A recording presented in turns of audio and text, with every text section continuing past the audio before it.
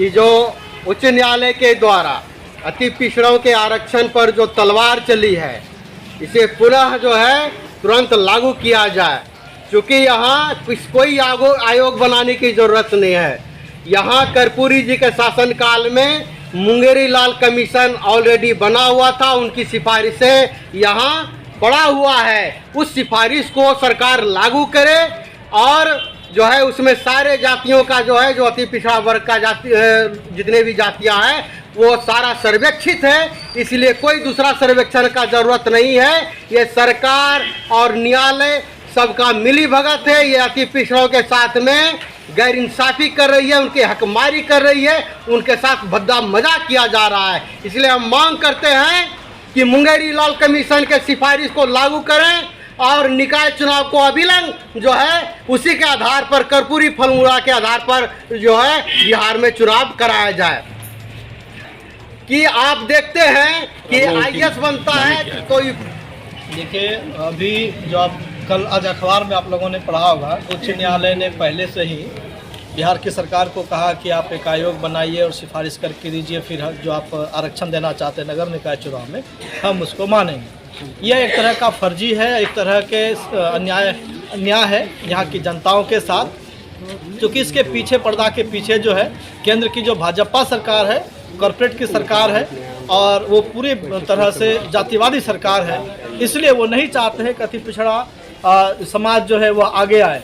इसलिए उन्होंने collegium system के तहत उच्च न्यायालय को सामने लाया और उच्च न्यायालय के माध्यम से बिहार सरकार के ऊपर हस्तक्षेप लगाया। जब 3 बार पहले ही आपने नगर निकाय का चुनाव करवा लिया है इसी अति पिछड़े के आधार पर, और उस 4 बार पंचायत चुनाव हो चुका है, तो ये नया मामला कहां से फंसा? जब भाजपा और जदयू का गठजोड़ रहता है तो चुनाव बड़ा आसानी से हो जाता है। इस बात को समझे कि जब दोनों अलग होता है तो एक नया हथकंडा अपनाया जाता है। दूसरा, जो उच्च न्यायालय बार बार कह रहे हैं कि आप आयोग बनाए, क्या इस बिहार की जो उच्च न्यायालय है उनके संज्ञान में नहीं है?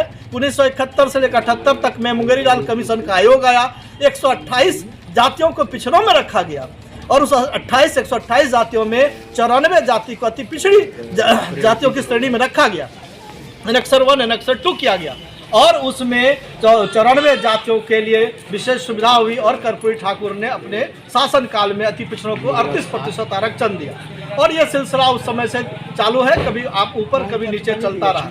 तो ये जो अभी मामला सामने लाया गया है, यह पूरी तरह से एक तरह से जो अति पिछड़ी समाज है या पिछड़ा समाज है उनको आपस में लड़ाने का, और जो इनको लाभ मिलना था वो लाभ से वंचित रह जाए, इसलिए फिर से एक आयोग नाम का एक नाटक किया गया। जबकि दूसरा तरफ देखेंगे कि बिना आयोग के सिफारिश का सवर्ण आरक्षण 10% दे दिया गया। EWS कहा जाता है, इकोनॉमिक वीकर सेक्शन, लेकिन वह सिर्फ सवर्ण जातियों के लिए है। क्या अन्य जातियों में गरीब पिछड़े नहीं हैं? तो इसलिए इस तरह का जो मामला है वो केंद्र सरकार की साजिश है और इस साजिश के तहत बिहार उसका एक रण क्षेत्र बना हुआ है और इस रण क्षेत्र में बिहार की जनता पिसी चली जा रही है।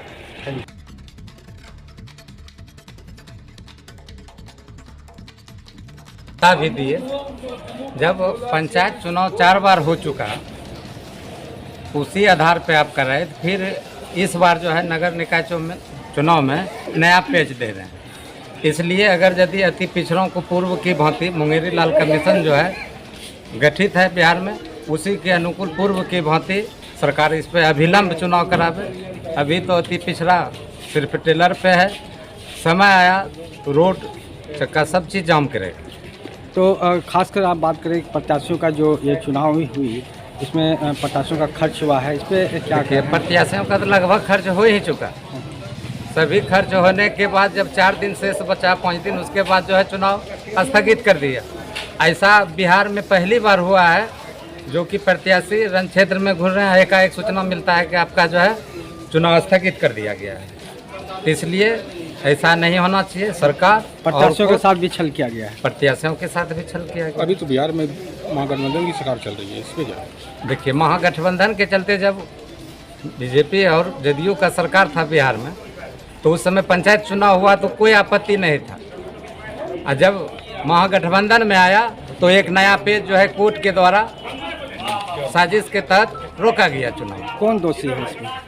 देखिए, दोषी तो सुप्रीम कोर्ट भी आदेश दिया तो उस समय भी था, तो उस समय पंचायत चुनाव में भी नहीं होना था।